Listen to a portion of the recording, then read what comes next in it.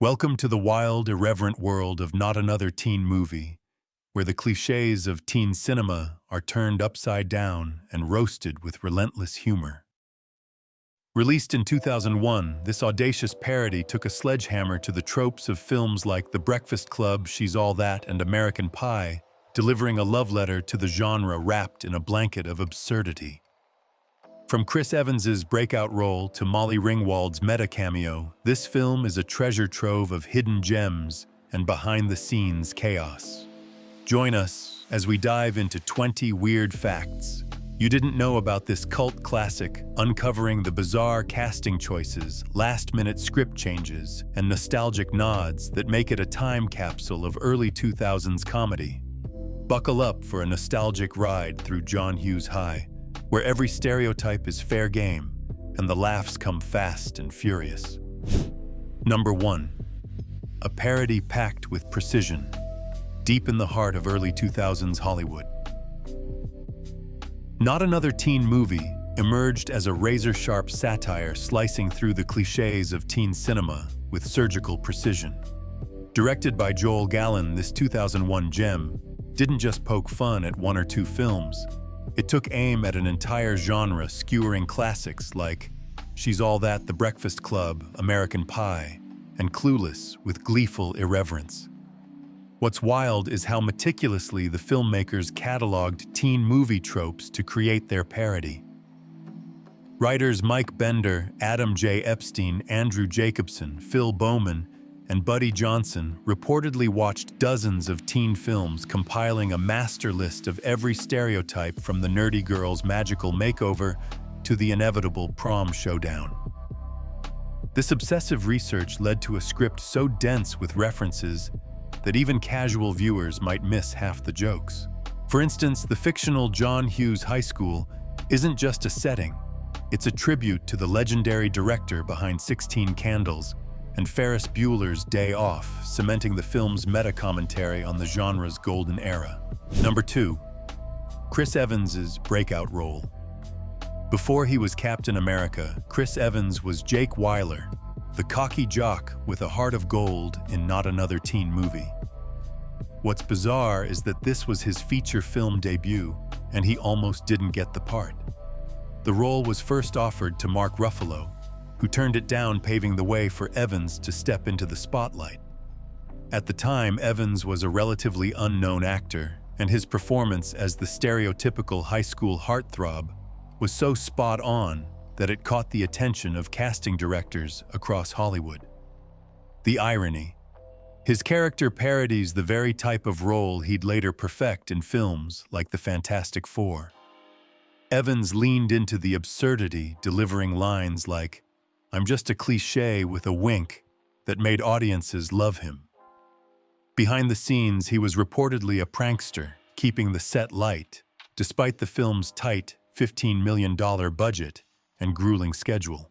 This debut role was a launching pad, proving Evans could handle comedy before he became Marvel's golden boy.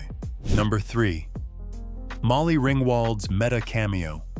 If there's one face synonymous with 80s teen movies, it's Molly Ringwald. Her cameo in Not Another Teen Movie as a snarky flight attendant is a stroke of genius, but what's weirder is how it came about. The studio wasn't thrilled with the film's original ending, feeling it lacked punch. So the filmmakers reached out to Ringwald, the queen of John Hughes's films like Pretty in Pink and The Breakfast Club, to add a meta layer to the climax. In her scene, she delivers a biting critique of the film's reliance on clichés, essentially breaking the fourth wall. Ringwald was hesitant at first, worried about poking fun at her own legacy, but she ultimately embraced the humor. Her presence is a nod to fans who grew up on her movies, and her deadpan delivery makes the scene a standout. Fun fact, the filmmakers had to blur a TV screen in another scene to avoid legal issues with She's All That. But Ringwald's cameo needed no such workaround. She was the real deal. Number 4. The John Hughes High School nod. The setting of Not Another Teen Movie isn't just any high school. It's John Hughes High, named after the director who defined the teen movie genre. This wasn't a lazy choice. It's a deliberate homage packed with hidden details. The school's name alone is a love letter to films like The Breakfast Club and 16 Candles, but the weirdness lies in how the production team doubled down on the reference. The high school scenes were filmed at Torrance High School in California, the same location used for Buffy the Vampire Slayer, and fittingly, She's All That, one of the primary films being parodied. This created a surreal sense of déjà vu for audiences familiar with those projects. The school's hallways, lockers, and cafeteria are practically characters themselves, stuffed with visual gags like posters mimicking Hughes's iconic imagery. It's a bizarre blend of nostalgia and mockery, making John Hughes High a shrine to the very tropes the film dismantles. Number 5. Chyler Lee's extreme makeover. Chyler Lee's transformation as Janie Briggs, the pretty ugly girl, is one of the film's most iconic moments. But the behind-the-scenes process was wilder than you'd think. To make Lee look nerdy, the makeup and costume teams went overboard, piling on fake acne oversized glasses and paint-splattered overalls to hide her natural beauty. The kicker, Lee had to spend hours in the makeup chair daily to achieve the ugly look, only to have it stripped away for her glamorous prom reveal. The transformation scene where Janie ditches her glasses and ponytail is a direct spoof of She's All That's iconic staircase moment, but Lee's commitment sold it. Off-camera, she reportedly struggled with the prosthetics, which irritated her skin, yet she kept the mood light by joking about her hideous alter ego. This dedication to the bit turned a cliché into comedy gold, proving Lee was game for anything to nail the parody. Number 6.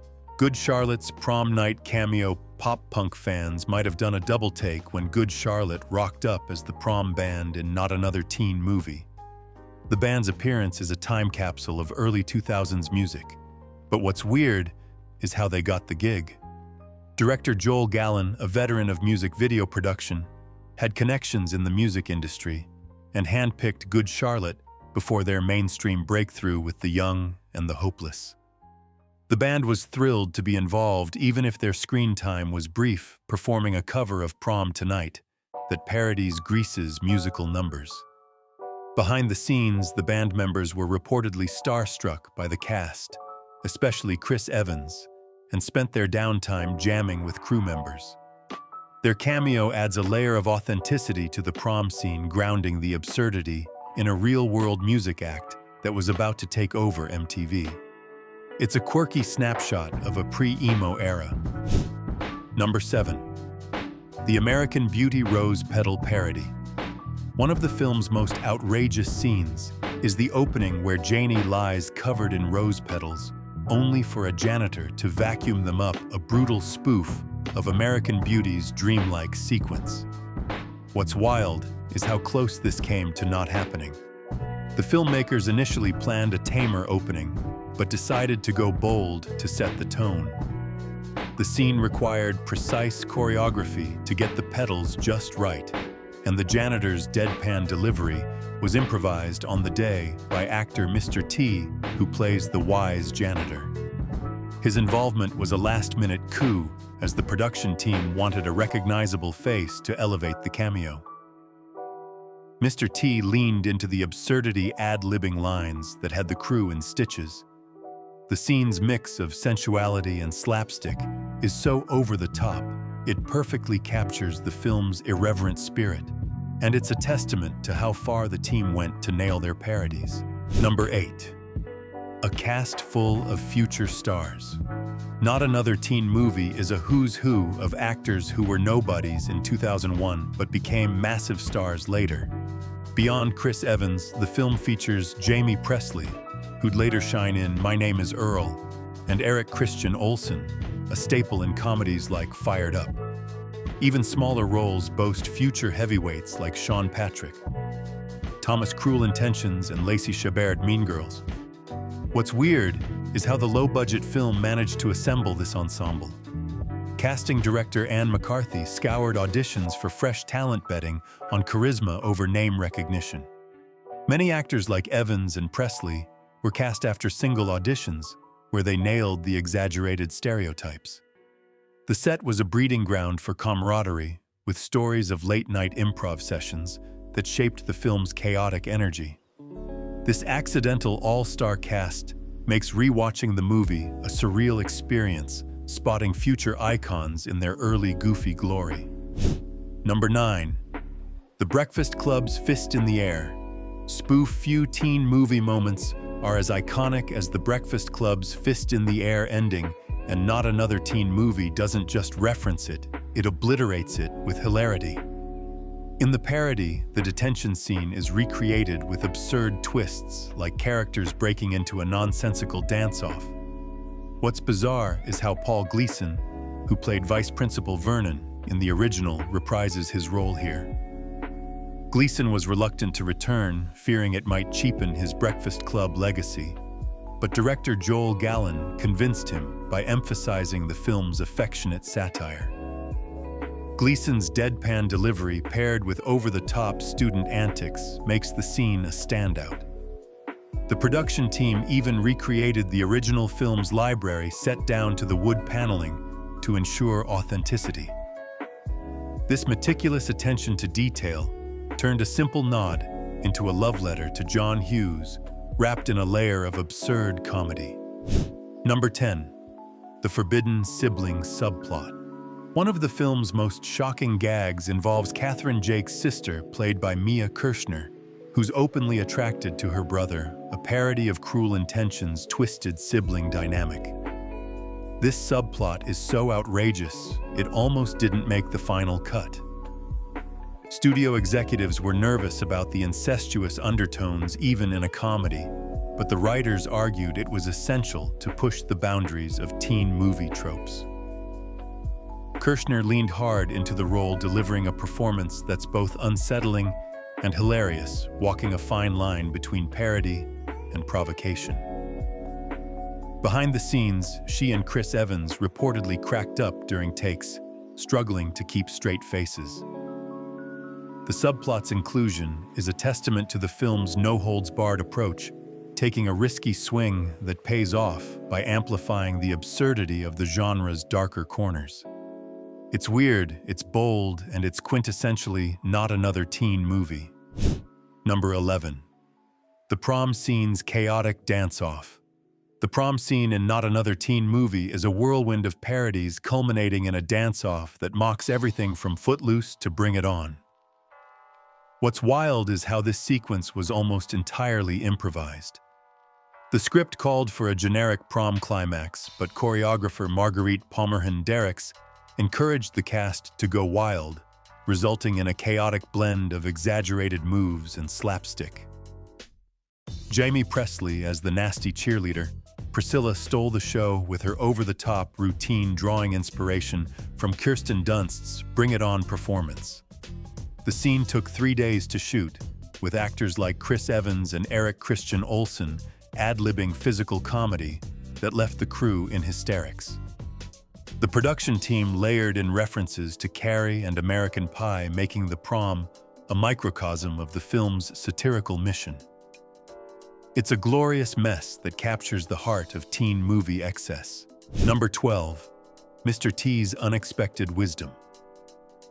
Mr. T as the wise janitor is one of the film's most bizarre casting choices, but it works like a charm.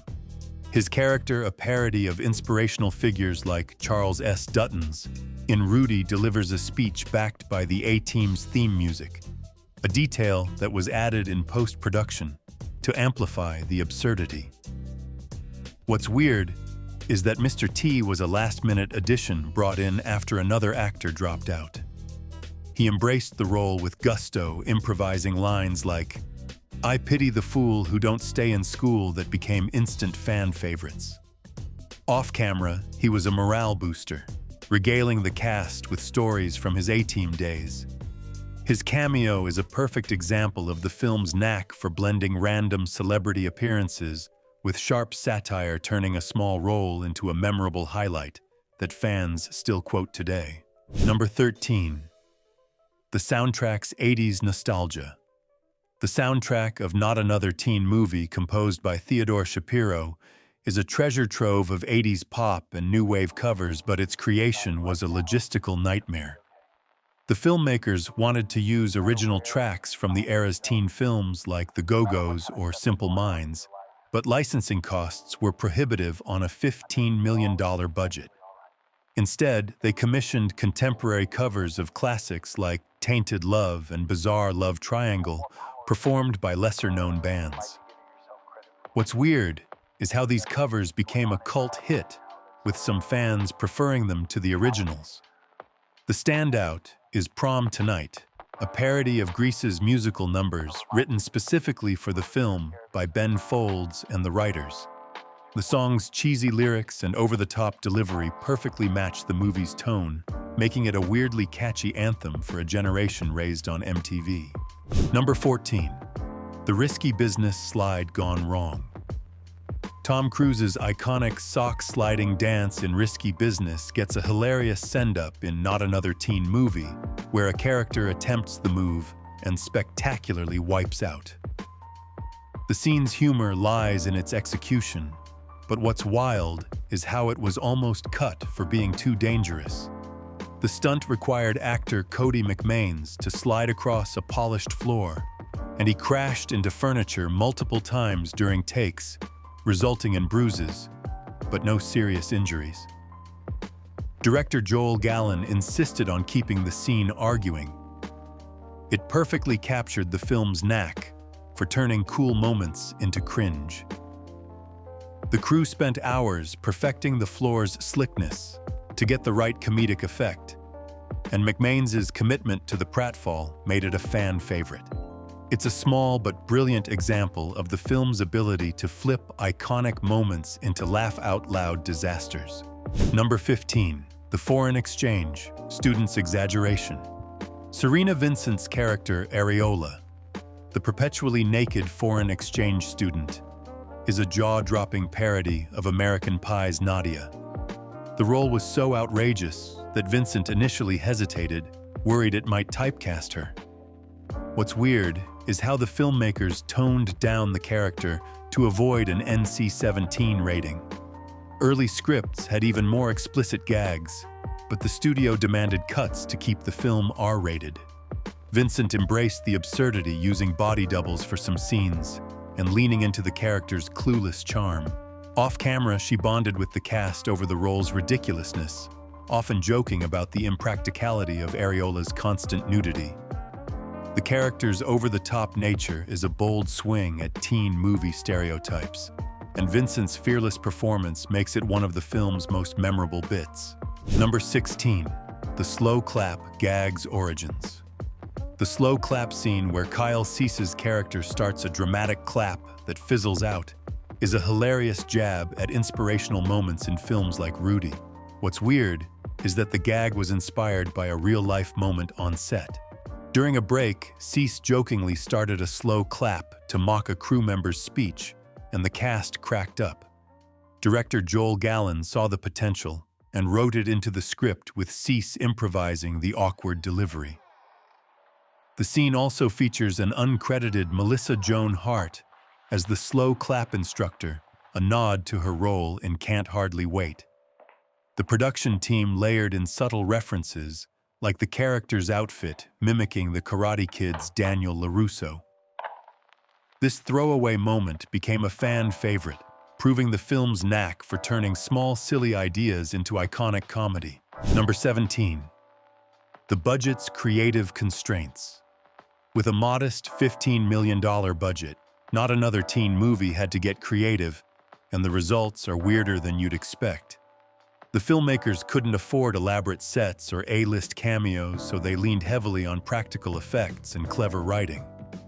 For example, the prom scene's chaotic energy was achieved with minimal CGI, relying on physical comedy and quick cuts to mimic big-budget teen films. The costume department repurposed thrift store finds to create exaggerated versions of 80s and 90s teen fashion, like Janie's paint-splattered overalls. The tight budget also forced the team to shoot at Torrance High School, a location already familiar to audiences, adding unintentional nostalgia. This scrappy approach gave the film its raw, unpolished charm, proving that limitations can spark ingenuity. It's a testament to how a low-budget parody outshone many of the glossier films it mocked. Number 18. The Grease musical Number Chaos. The cafeteria scene where students burst into a tone-deaf rendition of Prom Tonight is a glorious spoof of Grease's musical numbers. What's wild is how the sequence was almost scrapped due to time constraints.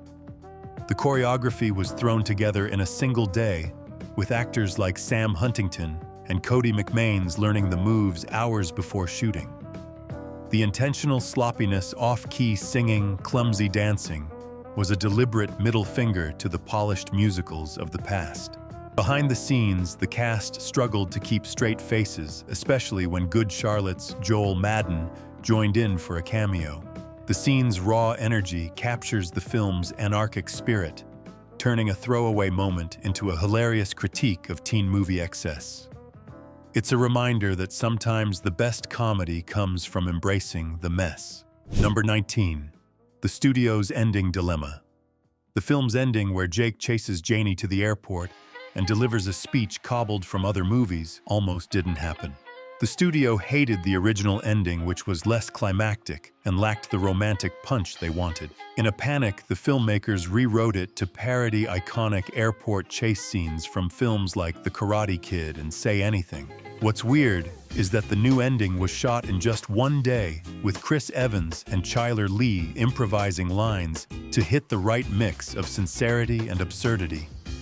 The voiceover poking fun at the characters' futures was added in post-production to tie up loose ends. This last-minute scramble resulted in one of the film's most memorable sequences, proving that sometimes studio meddling can lead to comedic gold. Number 20. A cult classic's lasting legacy. Despite mixed reviews in 2001, Not Another Teen Movie has become a cult classic beloved for its fearless satire and quotable lines. What's weird is how its low-budget origins and critical panning didn't stop it from finding a loyal fanbase. The film grossed $66.5 million worldwide, a solid return on its $15 million budget, and its popularity grew with home video releases. Fans on platforms like X still share memes of moments like the slow clap or Janie's makeover, keeping the film alive in pop culture. Its influence can be seen in later parodies, though few match its sharp wit. The movie's ability to both mock and celebrate teen films has made it a time capsule of early 2000s humor, proving that sometimes the weirdest projects leave the longest-lasting mark. And there you have it. 20 wild, weird, and downright hilarious facts about Not Another Teen Movie, a film that dared to mock the sacred cows of teen cinema and became a cult classic in the process. From its scrappy budget to its star-studded cast of future icons, this movie is proof that sometimes the most unexpected projects leave the biggest mark. If you loved uncovering these behind-the-scenes secrets, don't miss out on more cinematic deep dives. Subscribe to our channel for weekly doses of movie trivia, hidden stories, and nostalgic throwbacks that'll keep you glued to your screen.